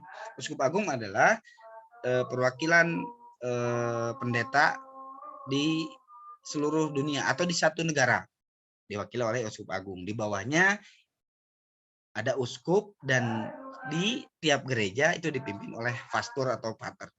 Nah, di sini orang-orang yang memutuskan untuk menjadi pendeta tidak diperbolehkan untuk menikah. Kenapa? Karena mereka harus menyerahkan seluruh kehidupannya untuk melayani Tuhan, melayani agama mereka. Seperti itu. Yang terakhir, yang termasuk ke dalam 7 sakramen agama Nasrani adalah pengurapan orang sakit. Di sini ketika orang sakit akan dibacakan doa-doa dan dipercaya mereka akan sembuh. Seperti itu. Sama saja ya. Nah, itu sekilas tentang ajaran Katolik. Jika ada kesalahan, mohon dikoreksi ya. Nah, kemudian bagaimana sih agama Kristen ini bisa masuk ke Romawi? Bahkan yang tadinya namanya Isa bisa dinasbihkan jadi Yesus, diberikan penghormatan oleh orang Romawi. Dan bahkan jelas agama Kristen ini paling banyak dipeluk oleh orang-orang Eropa. Kalian jangan berpikir dalam perkembangan agama Kristen itu dapat diterima dengan mudah. Mentang-mentang orang-orang Eropa hidupnya sengsara, menganut paganisme, kemudian jadikan tumbal datang ajaran baru, kemudian mereka berbondong-bondong dan diterima sebagai agama negara. Tidak. Pada faktanya, penyebaran agama Kristen ini dilewati dengan sangat perih. Ketika muncul Isa dengan ajarannya, Isa ini dianggap oleh orang-orang Yahudi sebagai orang yang ngaco, sebagai orang yang membawa aliran sesat yang akan merusak ajaran Yahudi, ajaran Musa. Padahal Isa di sana berbicara bahwa saya tidak akan mengubah ajaran Musa, tapi saya menggenapi ajaran Musa. Nah, karena dianggap orang yang sesat, maka orang-orang Nasrani pada saat itu yang diketahui memeluk agama Kristen, dia akan diburu oleh orang-orang Yahudi. Ya. Seperti itu. Diburu oleh orang-orang Yahudi, sorry. Dan pada puncaknya Isa kemudian disalib ya oleh orang-orang Yahudi, dan pemeluk agama Nasrani itu mulai benci, bisa dibilang ada anggapan kesal terhadap orang Yahudi. Kenapa? Karena orang Yahudi lah yang telah membunuh Isa. Padahal dalam pemahaman agama, Isa itu sebelum disalib, setelah disalib dia terbang ke langit ya. Ini kejadian ini disaksikan oleh salah satu muridnya, yaitu Maria Magdalena, yang kemudian ada istilah kenaikan paus dan kenaikan Yesus dan lain sebagainya. Ya. Singkat cerita, orang-orang Kristen itu diburu. Kenapa? Karena dianggap aliran sesat. Sehingga hanya 12 murid. Ya. Mereka berpencar. Mereka mengamankan diri. Kenapa? Karena diancam akan dibunuh. Salah satu orang yang paling benci terhadap ajaran Kristen atau ajaran yang dibawa Isa ialah yang bernama Saulus dari Tarsus. dia adalah orang Yahudi yang paling benci. Kalau misalkan ada ketahuan orang itu beragama Nasrani, maka dia akan dibunuh. Tidak segan-segan, dibunuh, dipasung ya, maaf, ditusuk dari bawah ke atas dan disimpan di alun-alun. Siapa yang ngeri? Siapa yang mau menganut agama Nasrani? Karena akan diburu oleh Saulus dari Tarsus. Dia adalah orang yang paling membenci. Namun Saulus dari Tarsus ketika mencari-cari orang-orang yang menganut agama Kristen, dia diberikan kebutaan. Tiba-tiba buta, dia berjalan di dalam padang pasir, dia mencari cara ini bagaimana, kenapa saya bisa buta, kenapa saya bisa buta. Dia berobat, tidak ada yang sanggup mengobati, ya. Dan dalam kebutaannya dia diberikan mukjizat oleh Yesus, dia ditemui oleh Yesus, ditemui oleh Isa, pada saat itu belum jadi Yesus karena belum masuk Romawi. Ditemui oleh Isa dan ditanyakan apa yang telah kamu lakukan itu salah. Ya. Dan Saulus itu meminta maaf dan dia bertobat mengakui kebenaran ajaran Isa. Setelah dia bertobat, dia kemudian bisa membuka mata dan bisa melihat lagi. Di sana Saulus berjanji akan menyebarkan ajaran Nasrani ke seluruh dunia. Yang tadinya membenci menjadi penyebar. Saulus dari Tarsus yang kemudian dikenal sebagai Paulus. Sampai sini paham ya? Oke. Nah, bagaimana? Mudah nggak bagi Paulus untuk menyebarkan agama Nasrani? Sangat sulit. Jadi ketika datang lagi ke Yahudi, ya ke daerah Yehuda, dibicarakan, dia cari, dia belajar, dia sampaikan, semakin perburuan terhadap orang-orang Nasrani ini semakin gencar. Maka untuk selamat dari kejaran orang-orang Yahudi, pemeluk agama Nasrani ini keluar dari Israel. Nah, sekarang Israel ya. Keluar, masuk ke wilayah Roma, ke wilayah kekuasaan Romawi, dan mulai berdagang. Dalam perdagangannya mulai disebarkan agama Nasrani. Seperti itu. Karena tadi orang-orang Eropa itu hidup dalam kemiskinan, yang istilahnya orang miskin itu kasihan, selalu dijadikan tumbal, karena ada istilah Pontifex Maximus, pengagungan terhadap raja, sedangkan mereka juga kesal, raja berbuat seenaknya, tapi kita harus memuja-muja raja seperti dewa, bahkan banyak sanak keluarganya yang harus mati dijadikan tumbal. Datang ajaran baru, difahami oleh banyak orang Eropa, dan mulai berbondong-bondong orang Eropa masuk ke ajaran Nasrani. Nah,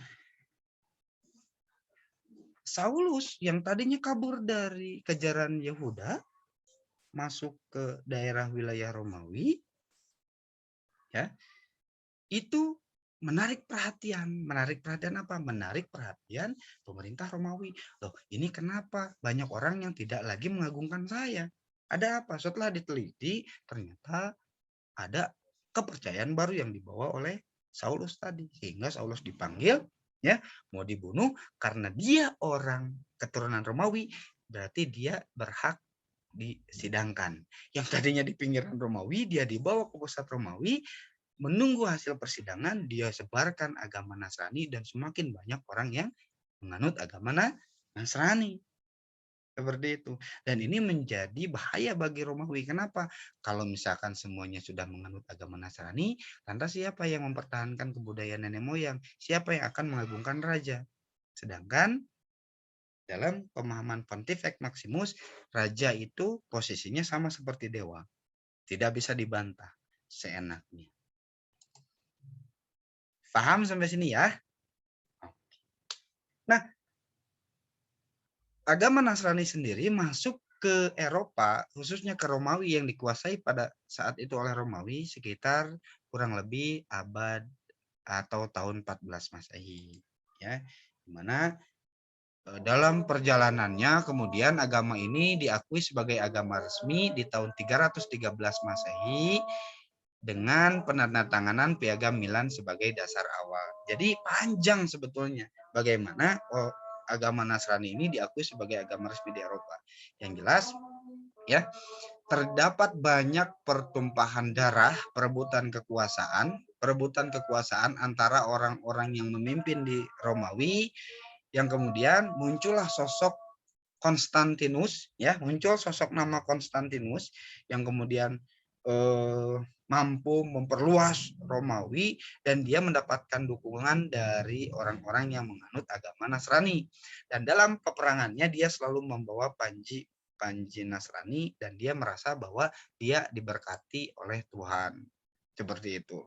Nah, Konstantinus ini sendiri meresmikan Nasrani sebagai agama negara tahun 313 dalam penandatanganan Piagam Milan, di mana di sana dikatakan bahwa orang yang menganut agama Nasrani memiliki hak yang sama dengan orang yang menganut agama nenek moyang. Sebelumnya orang yang menganut agama Nasrani tidak diperbolehkan masuk Romawi, selalu diburu, selalu dikucilkan. Tapi ketika Konstantinus yang memimpin, kebetulan ibunya beragama Nasrani taat, istrinya juga, dia memberikan kebebasan bagi orang-orang yang agamanya Nasrani. Bahkan tidak sampai situ. Pamor Konstantinus itu semakin meningkat ya dengan dukungan dari rakyat-rakyat yang sudah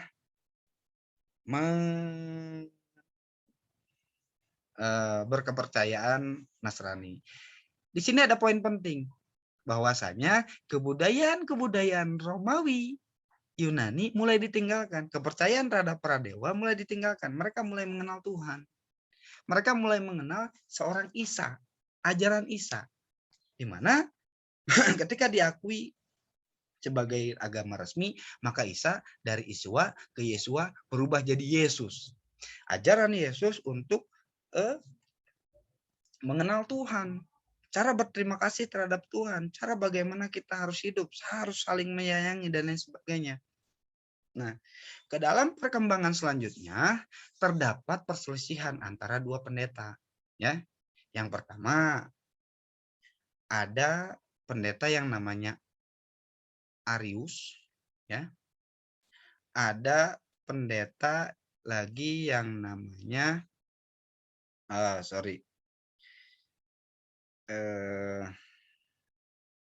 Athanasius, ya. Jadi ada dua perselisihan antara Arius dan Athanasius. Romawi yang pada saat itu dipimpin oleh Raja Konstantinus, ya. Konstantin memanggil dua pendeta tersebut. Perbedaannya apa? Kalau Arius menganggap bahwa Tuhan itu satu dan Yesus itu sebagai messenger, ya, sebagai messenger, sebagai penyampai penyampai wahyu dari Tuhan. Sedangkan Athanasius beranggapan bahwa Yesus itu penyampai sekaligus Tuhan. Kenapa? Karena saking hebatnya ajaran ini mengajarkan kasih sayang, lebih memanusiakan manusia Eropa pada saat itu. Yang saat itu bangsa Eropa harus meninggal karena persembahan dan lain sebagainya. Sementara di mata umat Nasrani, di mata ajaran Nasrani, mereka dipandang sama. Saking kagumnya, Athanasius menganggap bahwa Isa juga ya Tuhan, Yesus juga Tuhan. Maka diadakanlah rapat konsili pertama di daerah Nika, ya, tahun 325. Di sana ditanya, Konstantinus suruh milih pendapat Arius atau pendapat Athanasius. Tahun 325 Konstantinus lebih condong ke pendapat Athanasius bahwa Yesus itu sebagai nabi sekaligus sebagai Tuhan. Di sini mulai ada anggapan bahwa Yesus itu Tuhan. Seperti itu, ya. Sampai sini paham? Paham ya? Sampai sini paham bagaimana tadi kita sudah belajar tentang Yunani, kemudian digantikan oleh Romawi, di mana Romawi itu yang pertama, kerajaan Romawi yang dari Romulus dan Remus, kemudian masuk Republik karena pengaruh kebudayaan Yunani, kemudian masuk kekaisaran dengan wilayah kekuasaannya yang luas, dan masuk agama Nasrani. Sampai sini paham? Singkat cerita, sampai sini agama Nasrani ya dengan sistem gereja, dengan sistem kepausan mulai banyak dianut oleh orang-orang Romawi. Paham? Paham ya? Loh, apa nanti hubungannya dengan dengan abad pertengahan kita nanti. Oke. Next. Nah, kita kembali lagi ke kondisi Romawi. Sebelumnya kita sudah lihat bahwasanya Romawi itu kekuasaannya sangat luas.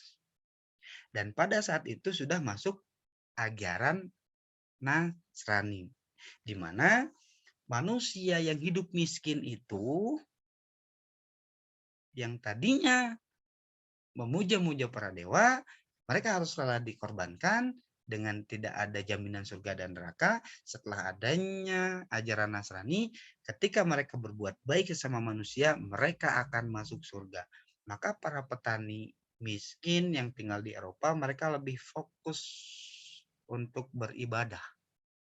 Kenapa ya? Karena memang ya mereka tidak akan ditumbalkan dan mereka harus berbuat baik sesuai dengan ajaran yang diajarkan. Nah, di Romawi tadi kita lihat bahwa wilayah kekuasaannya cukup besar, bahkan sampai ke wilayah Afrika ya. Ternyata pemimpin-pemimpin Romawi mengalami kesulitan. Kenapa? Karena dengan wilayah yang luas sulit untuk mengontrol wilayah-wilayah sekitar. Maka diajukanlah oleh Diocletianus sebagai pemimpin Romawi pada saat itu bahwa Romawi nanti akan dibagi dua. Ada Romawi Barat, ada Romawi Timur. Ya, yang pada pelaksanaannya Romawi itu baru dibagi menjadi dua tahun 395 oleh Kaisar Theodosius. Setelah meninggal, Romawi resmi dibagi dua dengan di Romawi Barat dipimpin oleh Honorius dan Romawi bagian timur dipimpin oleh Arcadius. Seperti itu. Jadi nanti Romawi terbagi dua. Ya, ada Romawi Barat, ada Romawi Timur. Seperti itu. Sebelumnya Konstantinus ya, sebelum dibagi dua nih. Kan di sini sudah ada istilah wacana dibagi dua ya. Banyak sekali terjadi intrik ya. Sampai akhirnya Romawi dikuasai oleh Konstantinus. Konstantinus memindahkan ibu kota dari Roma ke Bizantium. Kalian sekarang Turki. Seperti itu. Dibangunlah kota Bizantium dengan tujuan tertentu, dengan penguasaan ekonomi dan lain sebagainya. Orang-orang Roma Barat merasa tersisihkan, merasa kok saya dianaktirikan, mulai ada kecemburuan terhadap Romawi Timur. Ketika Romawi Barat dan Romawi Timur dibagi dua, mereka saling cemburu, mereka tidak akur. Bisa dikatakan mereka tidak akur. Ya, bahkan Romawi Barat dengan sistem kepausannya, Romawi Timur dengan ortodoksinya. Jadi Romawi Timur masih menganggap bahwa ketika kita beribadah terhadap Tuhan itu, ya kita langsung kepada Tuhan. Tapi kalau Romawi Barat sudah ada wakil Tuhan di bumi, yaitu siapa? Paus. Ini sudah mulai berbeda. Mereka juga saling bertentangan, meskipun satu Roma ya. Saling bertentangan karena ada perebutan wilayah-wilayah yang dinilai subur. Tidak adil pembagian wilayah Romawi ini. Seperti itu. Nah, kalian bisa lihat. Nah, ini bisa lihat ya. Di sini ada wilayah Romawi Timur dan di sini ada Romawi Barat.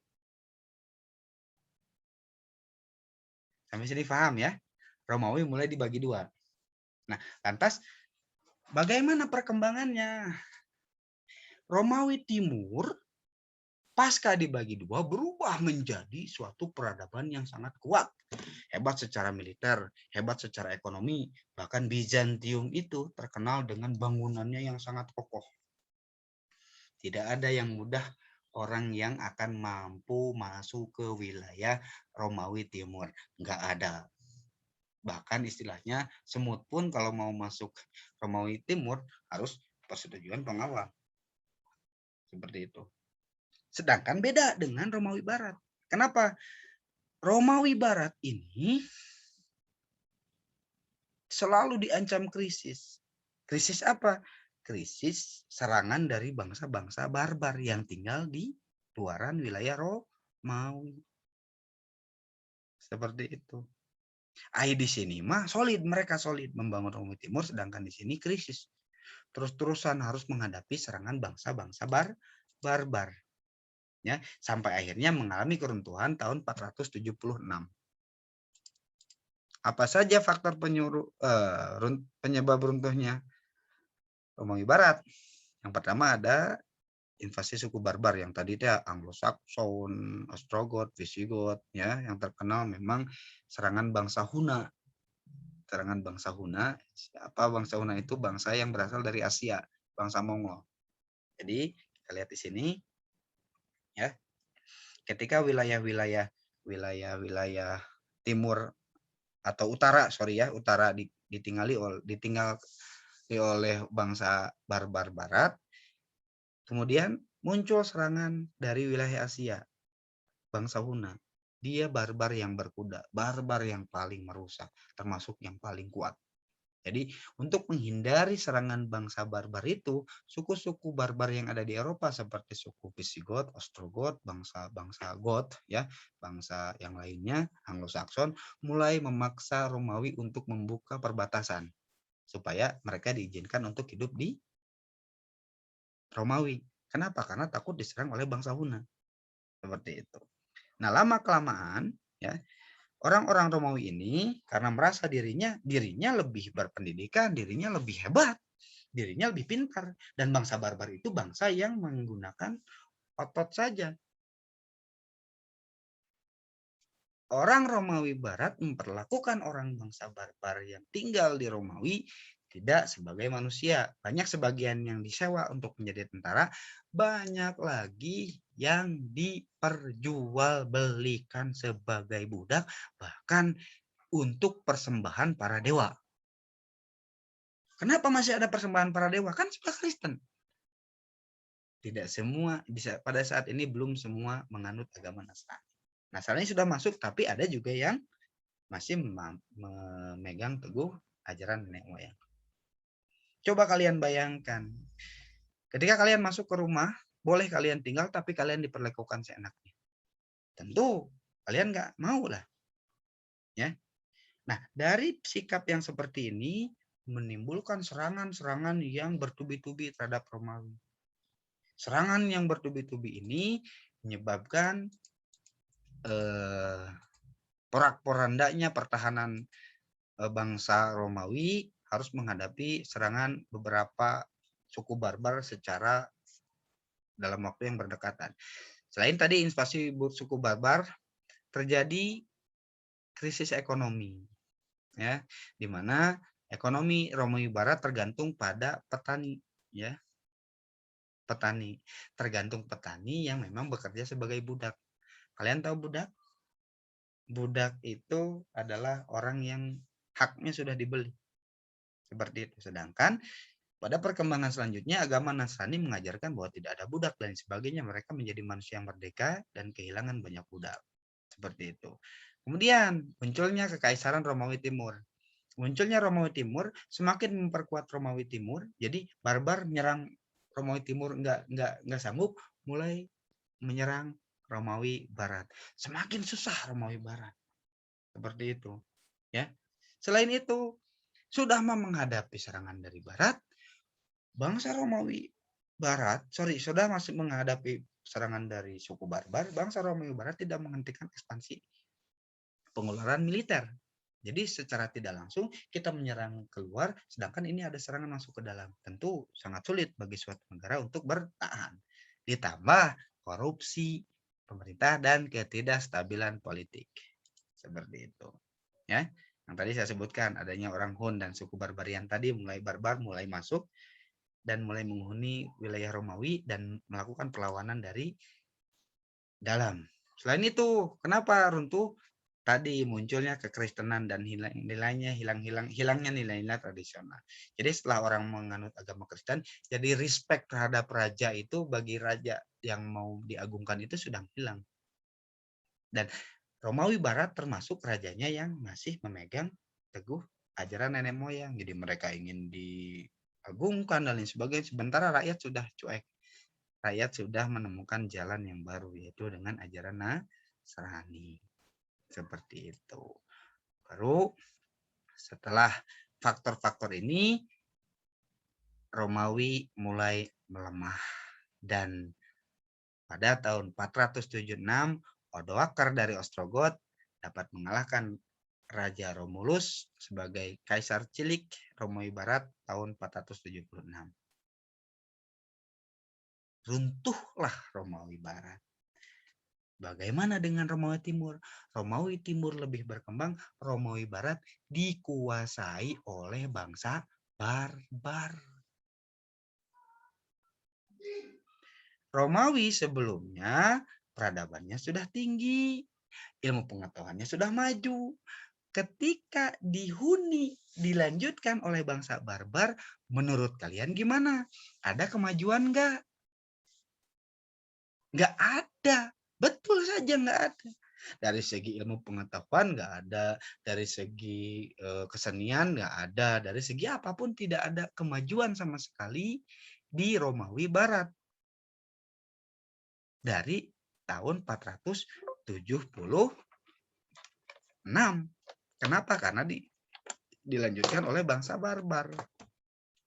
Ketidakadaan perkembangan di tahun ini, maka abad pertengahan kerap disebut sebagai The Dark Age atau abad kegelapan. Kondisi ini kemudian nanti diperparah dengan adanya dominasi gereja. Udah mah tidak mampu diteruskan kebudayaannya karena diteruskan oleh bangsa barbar, kemudian nanti ada dominasi gereja. Jadi ajaran gereja mendominasi yang semakin membuat Eropa tidak mengalami perkembangan, bahkan mengalami kemunduran. Nah, sampai sini paham ya? Jadi jelas kenapa tadi kita berbicara tentang Yunani, Romawi, masuknya Kristen. Karena di abad pertengahan ini Eropa sama sekali tidak ada perkembangan. Maka disebut sebagai The Dark Age. Kenapa tidak berkembang? Karena tadi Romawi Baratnya runtuh dan diteruskan oleh bangsa barbar. Kemudian pada perkembangan selanjutnya ada dominasi gereja. Semakin membuat Eropa tidak berkembang. Maka disebutlah abad pertengahan abad kegelapan atau The Dark Age. Nah, di sini kalian bisa lihat. Dikenal dengan istilah The Dark Age, 476 ini runtuhnya Romawi Barat sampai 800 Masehi. Itu dikuasai oleh bangsa barbar. Yang tadi itu ya Ostrogot, Visigoth, Anglo-Saxon dan lain sebagainya. Ya. Kemudian menurut sejarawan Inggris Edward Gibbon, dia mengatakan bahwa manusia abad pertengahan terjelembab dalam barbarisme dan agama. Jadi mereka tidak memikirkan bagaimana kebudayaan yang sudah ada untuk dikembangkan, tidak memikirkan bagaimana untuk mengembangkan negara, tidak. Bahkan mereka lebih memikirkan bagaimana untuk hidup damai nanti di akhirat. Jadi sama sekali tidak ada perkembangan di Eropa pada abad ke-8 atau abad pertengahan. Nah, kemudian adanya dominasi gereja. Ini semakin memperparah kondisi Eropa. Dalam artian parah itu seperti ini. Tidak ada perkembangan sama sekali dalam bidang pengetahuan. Dalam bidang apapun. Dikarenakan ada dominasi gereja sejak pemahkotaan Karel Agung oleh Paus Leo III tahun 800 Masehi. Nah, tadi kan bangsa Eropa dikuasai oleh bangsa barbar ya. Mereka mayoritas menganut agama Kristen. Tapi dengan kekuasaan yang berbeda-beda. Ya. Dengan pemimpin yang berbeda-beda. Kadang mereka harus berbentrokan. Nah, dari sekian kerajaan-kerajaan kecil hasil pembentukan bangsa barbar di Eropa, lahirlah seorang Karel, ya, di mana dia berpikir bahwa dia ingin kembali Eropa menjadi maju seperti halnya zaman Romawi. Melihat Romawi Timur kuat, Romawi Barat juga harus kuat. Maka dia berpikir, bagaimana cara saya memimpin lagi Eropa? Karena seluruh rakyat Eropa sudah memeluk agama Nasrani dan percaya kata-kata Paus sebagai wakil Tuhan di bumi, maka Karel ya itu mendekati Paus dan meminta Paus untuk menobatkan dia sebagai raja atau kaisar yang baru yang dinamakan sebagai the Holy Roman Empire atau kerajaan Romawi suci. Seperti itu. Paham ya? Yang tadinya posisinya gini. Sebelum Karel Agung dinobatkan oleh Paus Leo, posisinya di sini ada raja sebagai pemimpin pemerintahan, di sini ada paus sebagai pemimpin agama. Dalam artian paus masih tunduk terhadap titah raja. Kenapa? Karena paus menganggap raja adalah kepercayaan Tuhan untuk memimpin manusia. Seperti ini. Tapi setelah Karel Agung dimahkotai oleh Paus Leo, ya, dan ternyata betul saja The Holy Roman Empire bersatu menjadi kekuatan yang sangat besar, saking kagumnya Karel yang Agung mengangkat paus sederajat dengan raja. Ya. Jadi ketika paus diangkat sederajat dengan raja, mulai muncul anggapan bahwa segala sesuatu yang dilakukan oleh raja harus dapat izin dari paus. Seperti itu. Ya. Harus dapat izin dari paus. Jadi yang tadinya raja mempunyai kekuasaan bisa enaknya, sekarang nggak bisa. Kenapa? Karena harus izin dari paus. Paus dari mana? Dari Alkitab. Jadi semua orang itu harus bertindak tanduk sesuai dengan Alkitab. Segala sesuatu yang ada di bumi ini harus sesuai dengan Alkitab. Kalau tidak sesuai dengan Alkitab, maka dianggapnya tahayul. Seperti itu, ya. Sampai sini paham ya? Bagaimana yang tadinya ketika Eropa Barat dikuasai oleh bangsa barbar, jelas kebudayaan tidak muncul, tapi muncul raja-raja baru dan ada dua kepemimpinan. Di sini ada raja, di sini ada paus. Raja sebagai pemimpin negara, paus sebagai pemimpin agama. Jadi paus tidak bisa ikut campur terhadap negara. Tapi ketika ada keinginan dari Karel yang Agung untuk menyatukan seluruh wilayah Eropa kembali, khususnya wilayah Roma, dengan mendirikan The Holy Roman Empire, Karel yang Agung memberikan mandat atau penghargaan kepada paus sehingga posisi mereka seimbang. Yang tadinya ketika masih seperti ini, raja masih bisa bertindak tanduk untuk rakyatnya, tapi sudah seperti ini raja tidak bisa apa-apa. Semuanya harus izin paus. Seperti itu. Sehingga terjadi perubahan dalam berbagai hal. Dalam segi politik, jelas paus seolah-olah karena sekilas ya, karena sejajar, tadi Karel Agung berbicara bahwa apa yang dilakukan oleh raja harus sesuai izin paus, secara tidak langsung paus menjadi pemimpin agama dan negara. Ini sebagai contoh adanya abad pertengahan, di mana selalu ada dua elang di sini memegang pedang sebagai pemimpin pemerintahan dan di sini memegang mahkota sebagai pemimpin agama. Seperti itu. Jadi dalam suatu negara itu pasti selalu ada dua pemimpin yang statusnya sama. Dan jika dibandingkan antara raja dan paus, masyarakat pasti akan memilih paus. Secara tidak langsung legitimasi raja mengurang. Seperti itu. Ya. Dari segi ekonomi. Nah, dari segi ekonomi di masa abad pertengahan jelas di sini itu ya masyarakatnya fokus pada pertanian dengan sistem budak tadi. Dalam segi pertanian, orang-orang Eropa banyak yang tidak memiliki tanah. Ya. Jadi ketika dia mau menggarap tanah, ada seorang tuan tanah. Ini berawal dari Raja Philip ya yang mengatakan bahwa tanah Inggris adalah punya saya. Sehingga pada saat itu berkembang suatu paham di mana orang yang paling luas kekuasaan tanahnya itu orang yang paling hebat. Itu orang yang paling harus dihormati. Tapi orang yang tidak punya tanah yaitu orang budak. Seperti itulah sistem feodalisme diambil dari kata feudum yang artinya tanah. Jadi secara tidak langsung sistem feodalisme ini menganggap bahwa orang kaya, bangsawan, raja adalah orang yang punya banyak tanah. Jadi kita harus hormat terhadap orang yang punya banyak tanah. Yang tidak punya tanah berarti tidak memiliki harga apa-apa. Seperti itu, ya. Kemudian dari kebudayaan. Berkembang tidak? Tidak.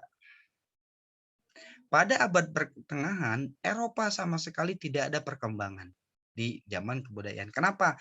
Karena yang pertama, pasca runtuhnya Romawi Barat itu diteruskan oleh bangsa barbar yang mereka bingung ketika mereka datang menguasai Eropa, ada rumah yang sebelumnya mereka tinggal di rumah seadanya, tiba-tiba rumah bagus, mereka acak-acak, coret-coret, mereka nggak tahu maksud patung itu untuk apa, dihancurkan dan lain sebagainya, digantikan dengan style mereka, mereka tidak mampu meneruskan kebudayaan. Kemudian, selain itu, setelah dikuasai oleh bangsa barbar, tidak mampu meneruskan, masuknya paham Nasrani atau paham gereja tadi, di mana Paus melarang seluruh seniman patung untuk memahat selain tentang Yesus. Berkembang tidak? Tidak akan berkembang. Maka pemahat-pemahat selalu memahat Yesus, pelukis-pelukis selalu melukis Yesus, dan kisah yang terkenal itu adalah lukisan perjamuan, ya. Bisa kalian lihat nanti. Dan itu dibuat abad pertengahan seperti itu. Jelas di sini mengalami kemunduran, ya, mengalami kemunduran, dan orang Eropa sama sekali tidak merasa bahwa kebudayaannya, peradabannya mengalami kemunduran. Itulah kenapa abad pertengahan kerap disebut sebagai the Dark Age. Seperti itu. Kemudian di bidang sosial, masyarakat Eropa itu lebih religius. Kenapa? Karena tadi di pemahaman sebelumnya, rakyat miskin itu harus menyerahkan seluruh hidupnya kepada kaisar, kepada para dewa. Mereka hidup miskin, tidak dijanjikan surga, mereka harus mau dijadikan tumbal. Tapi ketika masuk ajaran Nasrani, dengan seluruh ajarannya, kasih sayangnya, mereka hidup miskin di dunia nggak apa-apa. Yang penting nanti di akhirat masuk surga. Jadi mereka lebih fokus menjalani hidup itu bukan untuk mencari keduniaan, tapi fokus untuk mempersiapkan di akhirat. Sehingga hasil apa? Dalam bertani, bertani seadanya. Dalam berdagang, berdagang seadanya. Maju enggak? Tidak akan maju. Kenapa? Karena mereka fokus untuk mempersiapkan hidup di akhirat. Mereka berpikir bahwa ya kita di sini ngapain kaya-kaya. Yang kaya mati, yang miskin mati. Yang kaya mati, terus dia nggak berguna, dia akan masuk neraka. Yang miskin mati, terus dia beribadah, dia masuk surga. Mereka berpikir ya udah kita ibadah aja. Karena mereka berpandangan bahwa manusia di dunia ini hanya berziarah. Kita hanya berkunjung. Kita berasal dari surga, datang ke dunia, berziarah, kembali lagi ke surga. Maka kita harus mempersiapkan bekal yang banyak untuk tinggal di surga. Pandangan semacam ini disebut sebagai viator mundi. Ini pandangan yang ada di masyarakat pada abad pertengahan. Seperti itu, ya. Nah, kemudian di bidang pendidikan sama, di bidang pendidikan pun tidak ada kemajuan. Kenapa? Karena tadi dominasi gereja. Segala kuncinya apa? Segala sesuatu itu harus berdasarkan Alkitab. Kalau tidak berdasarkan Alkitab, maka dianggap tahayul. Berkembang tidak ilmu pengetahuan? Tidak akan berkembang. Kenapa? Semua orang ilmuwan harus berbicara sesuai dengan Alkitab. Kalau tidak sesuai, dianggapnya tahayul. Bahkan bisa dianeksasi. Dianeksasi itu di apa? Diasingkan. Jadi ditanya. Ya. Zaman dulu, menurut pemahaman Paus, ya, bumi itu bulat. Atau menurut pemahaman orang pada saat itu bumi itu bulat, tapi bulatnya itu seperti, mohon maaf, ini kalian bisa lihat ya, jangan ini. Bulatnya seperti piring, taruhlah ini piring ya, ini bulat. Jadi menurut kepercayaan pada saat itu, ketika kita berlayar tegak lurus dari pantai, kita akan jatuh dasar jurang yang tidak berujung, sama seperti halnya matahari.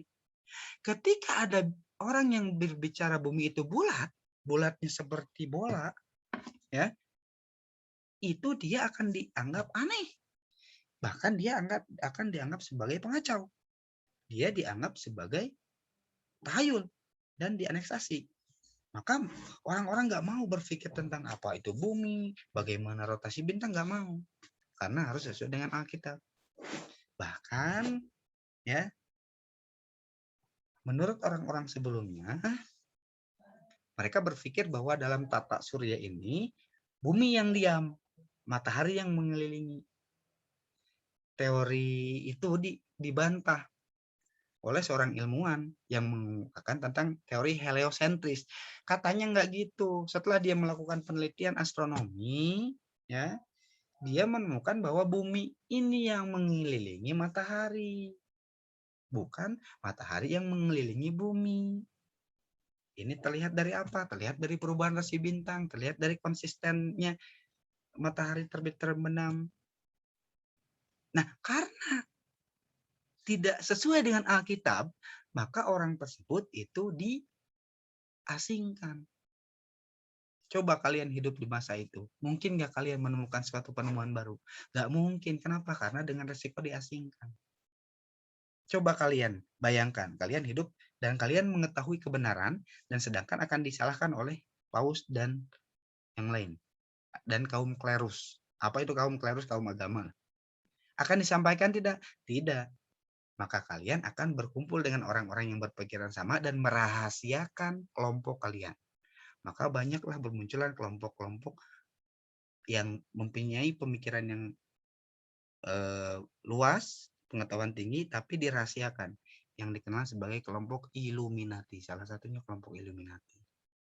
Seperti itu. Itu terjadi di abad pertengahan. Jadi jelas di sini abad pertengahan. Kenapa kerap disebut sebagai the Dark Age? Karena di abad pertengahan tidak ada kemajuan sama sekali di Eropa dalam segala bidang, kecuali bidang agama. Kedua, terdapat dominasi gereja, di mana orang Eropa tidak boleh berpikir selain sesuai dengan Alkitab. Ini menjadi penghambat bagi berkembangnya ilmu pengetahuan, kebudayaan, ekonomi, dan lain sebagainya. Jelas di sini ekonomi tidak berkembang karena masyarakatnya fokus untuk ibadah. Di barat seperti itu, di timur semakin maju. Seperti itu. Nanti ya, setelah berabad-abad lamanya sampai tahun atau abad 15 atau 1453 ketika Romawi Timur dikalahkan oleh Turki Utsmani, banyak orang-orang Romawi Timur yang keluar. Mereka keluar membawa buku-buku. Membawa buku-buku, datang kembali ke Italia, ke ibu kota yang lalu, orang Italia loh ini siapa, kenapa, dan lain sebagainya. Mereka membawa buku, dibaca buku, ternyata orang-orang itu baru tahu bahwa dirinya itu memiliki nenek moyang yang hebat. Cara hidup yang hebat, pemikiran-pemikiran yang hebat. Dipelajari lagi, diadakan gerakan, melahirkan kembali kebudayaan Yunani Romawi yang dikenal dengan Renaissance. Mulai di sini rakyat Eropa Barat berpikir yang tadinya ya terimalah pasrah. Jadi orang Eropa kalau ditanya itu kenapa jatuh? Takdir. Itu orang abad pertengahan. Itu kenapa terjadinya malam dan siang? Takdir. Tapi kalau misalkan zaman Renaissance ke sini itu nggak diterima takdir. Jawaban takdir itu nggak diterima, harus dapat dimasukkan ke logika rasional. Kenapa bisa jatuh? Jadi nggak bisa takdir karena memang ada angin dan lain sebagainya sehingga menyebabkan itu jatuh. Itu orang-orang Renaissance. Artinya pasca abad ke-8 orang-orang Eropa kembali memunculkan kebudayaannya sampai nanti pesat. Seperti itu. Sampai sini paham ya? Khususnya di sini kita membahas dulu tentang abad pertengahan, di mana terjadi 476 Masehi sampai abad ke-15. Kenapa disebut abad pertengahan? Karena tidak ada kemajuan dalam berbagai bidang. Paham? Kenapa tidak ada kemajuan? Karena tadi Romawi Barat runtuh dilanjutkan oleh bangsa Barbar. Kemudian adanya dominasi gereja. Seperti itu. Itulah sebabnya kita dalam membahas sejarah Eropa harus mengetahui dulu peradaban Yunani dan Romawi yang sebelumnya kita bahas, termasuk peradaban atau sejarah agama Nasrani. Oke, sampai sini dulu ya pertemuan kita. Semoga apa yang kita bicarakan hari ini bermanfaat bagi kita semua dan menjadi pengetahuan baru bagi kita. Kita akan bahas lagi tentang Renaissance, bagaimana kondisi Eropa dan lain sebagainya di pertemuan selanjutnya. Oke, tetap sehat-sehat kalian ya. Untuk selanjutnya, perintah selanjutnya kalian tinggal ikuti saja apa yang diperintahkan oleh Bapak Ibu guru kalian. Assalamualaikum.